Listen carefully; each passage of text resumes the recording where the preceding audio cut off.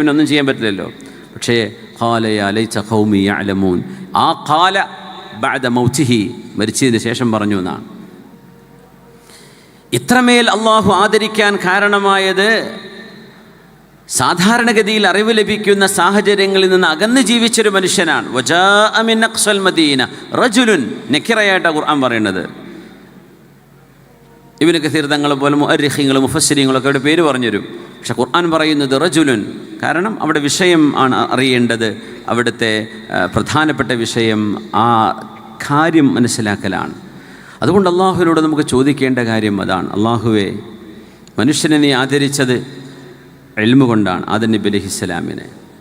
നമ്മുടെ ഹബീബിനോടും ആ അറിവിനെ തുടരാൻ വേണ്ടി ഇഖ്റ, വായിക്കണം എന്ന് പറയുന്നത് മുമ്പ് എഴുതി വെച്ചതേ വായിക്കാൻ കഴിയൂ.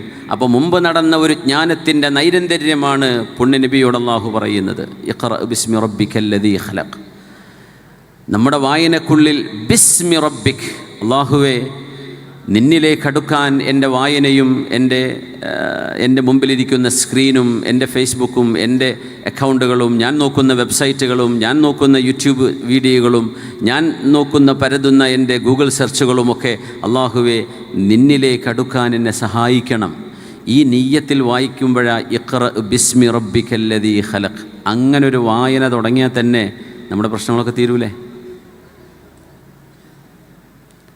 ഇഖ്റ ബിസ്മി റബ്ബിക്കല്ലദീ ഖലഖ്. ഒരു ഇൻഫർമേഷൻ വരുന്നു, ഫതബയ്യനു സൂചിപ്പിച്ചു.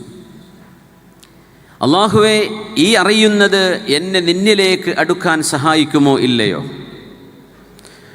ഉമർ ഇബ്നുൽ ഖത്താബ് റളിയല്ലാഹു അൻഹു തൗറാത്തിൻ്റെ ചില രേഖകൾ പുണ്യനബിയുടെ മുമ്പിൽ കൊണ്ടുവന്ന നബിയെ,